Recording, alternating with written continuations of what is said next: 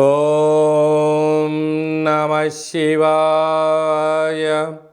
ఓం నమో నారాయణాయ. కర్మ నివారణ నరదృష్టి నివారణ కాలభైరవాయ నమో నమః. ఓం గురు అరిష్టేతు సంప్రాప్తే గురు పూజాంచ కారయేత్.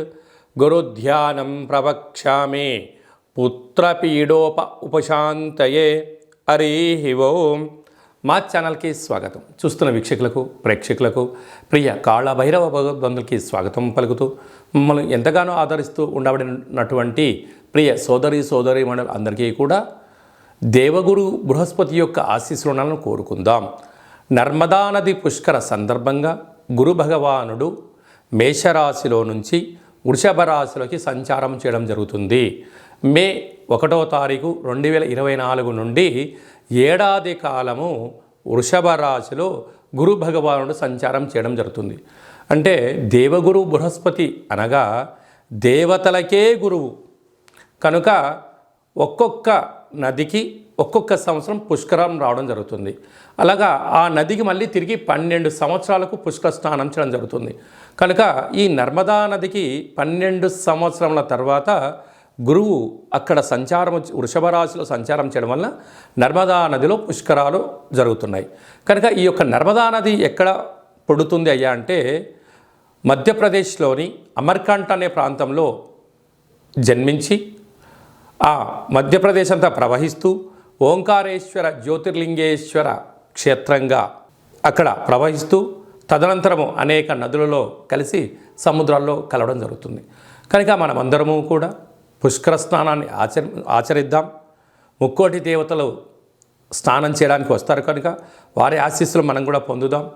గురువు యొక్క ఆశీస్సులు మనం కూడా పొందుదాం. కనుక వీలైనంత వరకు మనిషికి కింద 16 పనులు పైన 16 పనులు ఎలా ఉంటాయో వీలైతే 32 పుష్కర స్నానాలు చేయడం యోగం. కుదరలేదు కనీసం 16 షోడశ అంటారు. దేవోపచారము, శక్తి ఉపచారము, భక్తి ఉపచారం, మన ఉపచారము 4 నలుగులు కలిపితే 16 ఎలా అవుతాయో షోడశ అనగా గురువు యొక్క సంఖ్య కూడా 16 అనేది ఉంటుంది. వీలైనంత వరకు మనం పుష్కర స్నానాలు చేద్దాం, ఆధ్యాత్మిక చింతనను పొందుదాం.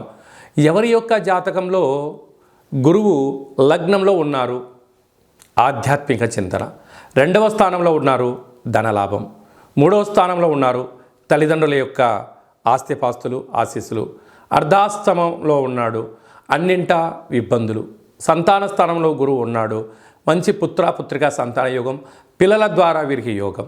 6వ స్థానంలో గురువు ఉన్నాడు రుణభయం, రోగభయం, శత్రుభయం. 7వ స్థానంలో గురువు ఉన్నాడు విదేశానము, వాహన సౌఖ్యము, నూతన వస్త్రాలు. అష్టమంలో గురువు ఉన్నారు ఆర్థిక ఇబ్బందులు, చదువులో చదువుకోకపోవడం, మతిమరుపు, అనేక ఇబ్బందులు. భాగ్యస్థానంలో గురువు ఉన్నారు వివాహ తదనంతరం వీరికి యోగం పట్టడం. రాజ్యస్థానంలో గురువు ఉన్నాడు వృత్తులు, ప్రభుత్వ ఉద్యోగస్తులు, గ్రామ రాష్ట్ర దేశ ప్రపంచ స్థాయి వరకు ప్రాచుర్యం చెందడం. లాభంలో గురువు ఉన్నాడు అన్నింటా మట్టి పట్టుకున్న రియల్ ఎస్టేట్ వ్యాపారం చేసిన వారికి కోట్లు రావడం. వ్యయంలో గురువు ఉన్నాడు ఆధ్యాత్మిక చింతన, తీర్థయాత్రలు, సేవా ధార్మిక కార్యక్రమాల్లో జీవనాన్ని పొందడం జరుగుతూ ఉంటుంది. కనుక మన యొక్క జాతకంలో గురువు ఎక్కడ ఉన్నాడో తెలుసుకొని ఎలాంటి విధిలను పాటిస్తున్నాడు, ఈ ప్రస్తుత కాలమాన ప్రకారంగా గ్రహ గమనాలను అనుసరిస్తూ గురువు యొక్క శక్తి పొందగలగాలి అన్నట్లయితే ప్రతిరోజు ఉదయము ఇంటిని శుద్ధి పెట్టేటువంటి కాల సమయంలో చిటికెడంత పసుపు వేసి తుడిపించడం, పూజా మందిరంలో పసుపుతో అష్టదళ పద్మాన్ని వేయడం, ప్రతిరోజు ఇంట్లో బెల్లాన్ని నైవేద్యంగా పెట్టడం, చక్కెర పొంగలి లాంటిది నైవేద్యంగా ఏర్పాటు చేసి భక్తులకు ప్రసాదంగా పంచడం. ప్రతిరోజు ఒక పని మీద మీరు బయటికి వెళ్ళేటువంటి కాల సమయంలో సింహద్వారాల పైన 2 ఆవు పాలను కానీ బర్రె పాలను కానీ నీటి పాల చుక్కలు వేయడం. అలాగా శుభ కార్యక్రమం గుండాను చేయడానికి వెళ్తున్నప్పుడు తీపి పదార్థాలైనటువంటి లడ్డును కానీ మైసూర్ పాకును కానీ ప్రసాదంగా స్వీకరించి వెళ్ళడం. ప్రతి గురువారం పూట శ్రీ మేధాదక్షిణామూర్తి స్వామి యొక్క దేవాలయంలో అభిషేకం చేసుకోవడం, శనగపప్పుతో కూడుకున్నటువంటి బొబ్బట్లను తయారు చేయించి భక్తులకు ప్రసాదంగా చేయడం. ప్రవహించే నీటిలో ఒక పసుపు రంగు క్లాత్లో ఒక కొబ్బరికాయను ఏర్పాటు చేసి 16 రూపాయి బిళ్ళలను నాణ్యంగా ఏర్పాటు చేసి 16 పసుపు కొమ్ములు అందులో ఉంచి ఒక సంపూర్ణంగా బృహస్పతి భగవంతుడికి ముడుపు అని చెప్పి 16 రోజులు మీ ఇంట్లో పెట్టుకొని ప్రవహించిన నీటిలో వేయండి, కష్టాలన్నీ తొలగిపోతాయని చెప్పి గమనించగలగాలి. మీ యొక్క పిల్లల చదువులు, అభివృద్ధి, గజ సన్మానము, రాజ సన్మానాలని కూడా మీ సొంతం అవడం జరుగుతుంది. ప్రతి గురువారం పూట పసుపు రంగు వస్త్రాలు ధరించేయండి. ఇంట్లో వీలైనంత వరకు మీరు పడుకునేటువంటి బ్లాంకెట్ కానీ ఇంట్లో పసుపు రంగు ఒక బల్బును ఉంచుకోండి, గురు యోగ్యత కలుగుతుంది. వీలైనంత వరకు చందనం బొట్టును ధరించండి, పసుపు వస్త్రాలను వేసుకోండి. పసుపు రంగు కలిగిన పదార్థాలను దానం చేయగలిగినట్లయితే, శివుడికి పసుపుతో రుద్రాభిషేకం చేసిన, అమ్మవారికి పసుపు రంగు కలిగినట్టు పుష్పాలతో అర్చన చేయడము, స్త్రీమాతలకు పసుపు రంగు కలిగిన గాజులను దానం చేయడం వలన గురు యోగ్యత మీ సొంతమవుతుంది. ఇదల్లా మాకు కుదరదు అనుకుంటున్న వారందరూ ఈ కింది నెంబర్ సంప్రదించినట్లయితే కాళభైరవ స్వామి వారికి మీరు అనుకుంటున్న మీ యొక్క జన్మ నక్షత్రం రోజున ఇలా పూజ చేసి ప్రసాదంగా ఏర్పాటు చేసి కాళభైరవ సేవకులకు ప్రసాదాన్ని దానం చేయడం వలన మీ కర్మ అంటే సంచిత కర్మ, ప్రారబ్ధ కర్మ, ఆగమిక కర్మ కూడా తొలగిపోతుందని చెప్పి గమనించాలి. మీనరాశి వారికి 12 సంవత్సరాల తర్వాత దేవగురు బృహస్పతి వృషభ రాశిలో సంచారం చేయడం, తృతీయ స్థానంలో ఉండడం వలన తల్లిదండ్రుల యొక్క ఆస్తి, అన్నదమ్ములతో స్నేహభావం, అంకితభావంగా ఉండడం, పార్ట్నర్షిప్ వివాహ కార్యక్రమాల్లో అన్నింటా విజయం మీ సొంతం కాబోతుంది. ఏమైనా స్వల్పమైన ఇబ్బందులు ఉన్నట్లయితే వీలైనంత వరకు మౌనంగా ఉండడం, అర్థం చేసుకొని మాట్లాడడం, వీలైనంత వరకు ఆధ్యాత్మిక చింతనగా ఉండగలగాలి. అప్పుడే మీ యొక్క ధనాన్ని కాపాడుకునే ప్రయత్నం చేస్తారు, లేకపోతే సర్వము కోల్పోయే పరిస్థితి ఉంటుంది.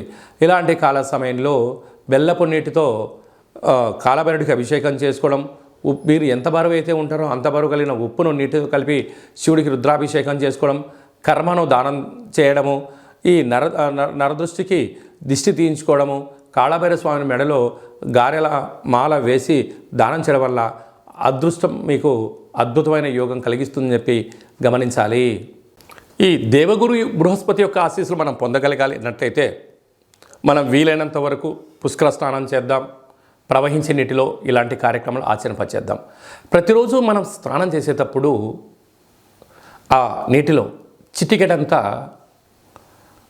రోజ్ వాటర్ని, కొద్దిపాటి పసుపును, పచ్చకర్పూరాన్ని వేసి, వీలైతే జవాజి లాంటివి వేసి సుగంధ పరిమళాలతో కూడుకున్న నీటిని స్నానం చేయడం వలన గురు ఆకర్షణ శక్తి కలుగుతుంది. అప్పుడు ఓం గంగే చ యమునే చైవ కృష్ణా గోదావరి నర్మదే సింధు కావేరి జలేస్మిన్ సన్నిధిం కురు అనేటువంటి మంత్రాన్ని ఉచ్చరింపచేస్తూ సూర్యభగవానికి నమస్కారం చేసుకొని తులసికోటలో నీళ్లను అర్ఘ్యంగా వదిలిపెట్టడం వలన సంపూర్ణ గురు ఆకర్షణ శక్తి కలుగుతుంది. అలాగనే ఇంకనూ మనం శక్తి సంపాదించగలగాలి అన్నట్లయితే ఈ యొక్క పాత్ర కంచు పాత్ర, స్వర్ణాకర్షణ అంటే సువర్ణము అనగా బంగారు, బృహస్పతి బంగారుకు ప్రతిరూపం అవడం వలన ఈ యొక్క అక్షయ పాత్రను మనం ఇంట్లో పెట్టుకొని ప్రతిరోజు పూజ చేసిన తదనంతరం ఇలా శబ్దం చేయడం వలన ఓంకార శబ్దం రావడం జరుగుతుంది.